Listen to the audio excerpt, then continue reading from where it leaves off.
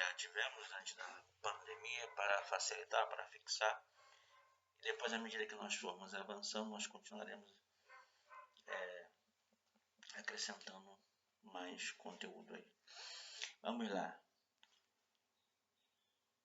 Qual a importância da geografia? Então, geografia não é, como nós havíamos dito em sala, apenas para guardar, decorar capitais ou entender ou identificar as regiões do Brasil no mapa do Brasil. É muito comum essa ideia, mas é uma ideia errada.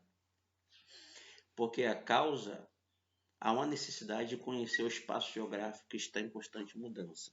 Qualquer lugar da Terra tem o seu espaço geográfico. E todos esses lugares estão em constante mudança. E essas mudanças, por sua vez, afetam a sua vida, a nossa vida de uma forma geral. Então, a geografia vai nos dar conhecimento, entendimento, para que quando essas mudanças continuarem ocorrendo, elas sempre ocorreram, elas sempre irão ocorrer, você saiba como se adaptar. Não apenas entender, não apenas informação, eu sei porque está chovendo hoje, eu sei porque tanto tempo não chove. Mas entender que a seca causa uma mudança geográfica em um espaço. Muita chuva, como é comum também, ocasiona ou gera muitas mudanças, e a questão é como você vai se adaptar tanto à seca ou à chuva em abundância. Quando você estuda essas mudanças, você entende que essas mesmas mudanças vão influenciar indiretamente e diretamente a sua vida. Então, se você mora em uma área de seca, e há anos e anos ou meses e muito tempo não chove, vai impactar na sua vida. Ou se você mora na cidade, mas a seca lá nessa determinada região vai impactar você. Porque quem trabalha no campo, quem planta, quem colhe para depois chegar à nossa mesa, ele vai ter que diminuir a produção, animais acabam morrendo de sede, e isso vai impactar na sua vida aqui na cidade chamada cidade grande ou na zona urbana, porque diminuiu lá a terra ou a qualidade da terra, vai diminuir, vai impactar a qualidade dos alimentos que chegam à sua mesa. Então você, de uma forma ou de outra, vai ser impactado. Então você aprende a compreender as características de cada região, porque a região norte é característica tal, sul, sudeste, e por aí vai. Você vai compreender a relação que você tem com o meio ambiente que você vive, qual é a sua relação. Quando você entende a sua relação, você tem uma atitude mais correta em relação a esse próprio ambiente, porque você vai afetar a si mesmo e também vai afetar o outro. Você vai entender os fenômenos físicos e também os possíveis problemas e as possíveis soluções. O que é um fenômeno físico? Como se diz, é um fenômeno que ocorre, na parte física da Terra. Exemplo, uma erosão, uma atividade vulcânica, é muito mais comum na Europa, porque aqui no Brasil a gente vê quase que diariamente nos jornais aí, na Itália, o Etna, o Vesúvio, esses vulcões que já entraram para a história, que todas as vezes que entra em atividade, ou seja, começa a expelir ou jogar larva para fora, causa muitos problemas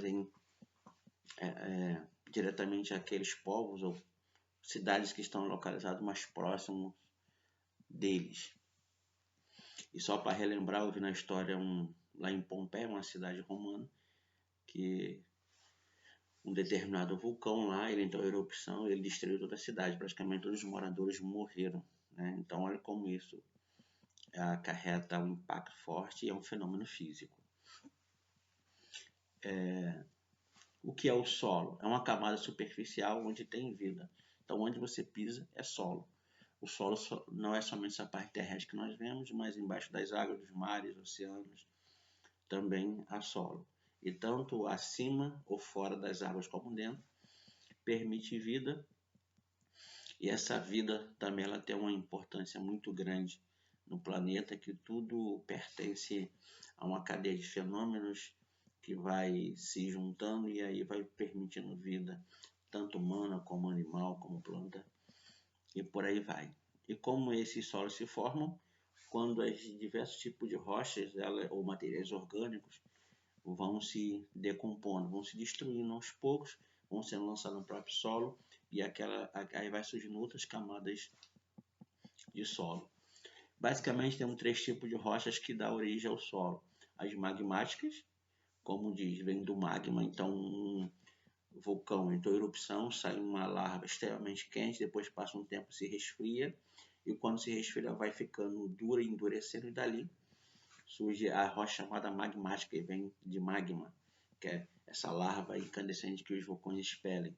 O segundo tipo é sedimentar, que é o sedimento de outras rochas que são desgastadas pela chuva, calor e frio. Então você tem uma rocha, durante anos e anos ela sofre uma ação, né, da chuva, do frio, do calor, elas vão se diminuindo, se decompondo, se destruindo, e aí forma-se outras rochas. Então sedimentos são restos. E as metamórficas, que são rochas sedimentares, mas que foram transformadas por alta temperatura. Então nesse caso ela é diferente da sedimentar, porque a sedimentar sofre tudo que é tipo de desgaste natural. A metamórfica não, só por altas temperaturas. Então, como o Brasil é um país tropical, a temperatura geralmente é muito quente, então essa temperatura vai desgastando essas rochas chamadas metamórficas, e aí vai gerando outras rochas, vai sendo transformadas. Isso tudo nós também classificamos como relevo. O que é o relevo? É o conjunto de formas físicas que compõem a superfície terrestre. Uma montanha, um morro, um vale, uma depressão, são formas de relevo. Então, relevo nada mais é do que como se fosse uma espécie de desenho. Essa visão que nós temos, por exemplo, Rio de Janeiro tem muito morro, tem algumas montanhas. Isso tudo nós chamamos de relevo, né? Faz com que molde ou construa esse desenho, essa geografia do próprio estado. E aí ocorre que dentro disso tudo nós temos alguns agentes de transformação. São aqueles meios, eu vou dizer assim, instrumentos, sejam naturais ou não, que ajudam a fazer, a formar ou a fabricar esse relevo. São forças, né? E nós dividimos entre agentes transformadores de relevo interno e externo. O externo é chuva, vento, o próprio homem. O interno, o vulcão, terremoto, o próprio maremoto que vem do interior dos mares para cima, para a superfície. Então esses 2 tipos de agente transformam a natureza. Quando o homem constrói uma casa, ele alterou a natureza, ele transforma o relevo. Quando ele muda o curso de um rio, quando ele faz uma ponte, quando ele constrói uma barragem para uma hidrelétrica, ele está mudando. Então o homem ele é o agente mais poderoso de transformação do relevo da Terra. E por quê? Porque o homem ele é consciente. Por exemplo, a chuva, o vento, não são conscientes. É algo que ocorre mecanicamente por conta da própria natureza. Mas nós, seres humanos, não. Quando alguém vai desmatar para criar gado, quando alguém vai desmatar para aumentar a sua área de cultivo de um determinado alimento, ele faz conscientemente, na maioria das vezes, ele faz porque quer obter mais dinheiro, lucrar e ficar mais rico. Um outro detalhe dentro da geografia é a questão da população. Então, quando você tem um conjunto de plantas, animais ou pessoas em uma região, você tem uma população. E essa população também ela tem características próprias, no caso dos homens, como idioma, cultura, costumes. No caso dos animais, eles se unem por espécie, por família, né, por habitat, por forma de viver.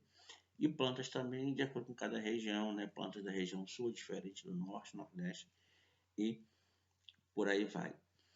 Quando se estuda a população em geografia, nós não temos como deixar de falar sobre densidade demográfica, que é quando nós vemos a distribuição de habitantes por quilômetro quadrado, ou mesmo espaço geográfico.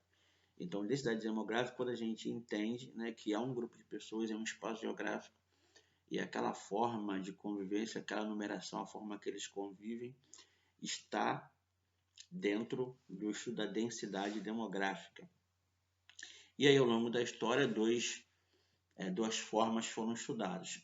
Primeiro, é um país populoso, que tem muita gente. O país populoso sempre é visto pela questão da quantidade, quantas pessoas habitam naquela região.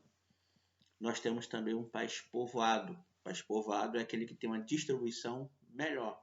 Então, você pega uma sala, tem um número de pessoas, e aí você divide aquelas pessoas em cada parte daquela sala. Quando você tem uma distribuição equilibrada, nós estamos falando de povoação, de uma área povoada, nesse caso, de um país povoado. Aí você pega o tamanho de um país, você divide pelo número de habitantes, você pega o total de habitantes, divide pelo tamanho territorial dele, e aí você sabe qual é a densidade demográfica ali daquela região, daquele país, daquela sociedade. E aí, dentro de densidade demográfica, nós estudamos a questão do padrão de vida, que fala sobre desigualdade social, exploração e domínio. Então, as questões sociais não podem ficar de fora do estudo da densidade demográfica de uma região. Quando essa região começa a crescer de forma assustadora e sem controle, chamamos de explosão demográfica. É quando nascem mais pessoas do que morrem. Lembramos, diariamente nascem muitas pessoas e morrem também. Cada região tem sua característica e não tem como nós dizermos sem estudar profundamente porque que em uns lugares nasce mais e morre menos ou ao contrário. Por outro lado, nós temos chamado crescimento vegetativo, que é quando tem menos natalidade e mais mortalidade. Explosão demográfica, nasce mais e morre menos. Crescimento vegetativo, nasce menos e morre mais. Um é o contrário do outro. E um fenômeno muito bem observado e estudado pela geografia é a questão da mobilidade. O que é mobilidade? É quando o ser humano precisa sair de uma região para outra, de um estado para outro, de uma cidade para outra, de um país para outro. Qual é o objetivo? Melhores condições de vida. O ser humano só se move porque há uma necessidade a ser atendida. Então, se ele morava na zona rural e hoje está na cidade, é porque ele foi procurar melhores condições de emprego, de saúde, de vida e de desenvolvimento enquanto ser humano. Então, quando o ser humano se move de um local para outro, não é porque ele não precisa. Na maioria das vezes, quase que 100% sim. Ele sai de um lugar onde tem pouco recurso, tem pouco estudo, tem pouca possibilidade de ele crescer enquanto ser humano para um lugar que dê a ele maiores oportunidades, né? Lembrando, o Brasil é muito comum desde a década de 50, quando o Brasil foi projetado e começou a ser construído pelo arquiteto Oscar Niemeyer, os nordestinos saíam trabalhar lá para construir Brasília, para buscar melhores condições de vida. E esse fenômeno não acabou. A região sudeste, principalmente Rio e São Paulo, recebe anualmente grande quantidade de pessoas vindo do norte e nordeste tentando melhorar um pouco a sua condição de vida. Isso chama-se mobilidade. Nós temos a mobilidade, o êxodo rural, que é quando sai do campo para a cidade. Nós temos a mobilidade interna, que é de uma cidade para outra, de um estado para outro. Nós temos a mobilidade externa, de um país para outro. Aquela ideia do imigrante e do migrante. Quando você sai do Brasil e vai para o Japão, você é um imigrante. Quando ele de lá sai e vem para o Brasil, é chamado de imigrante. É apenas uma forma de se referir a quem sai daqui e chega lá e quem também faz o sentido contrário. Então, obrigado pela atenção, boa aula e até a próxima.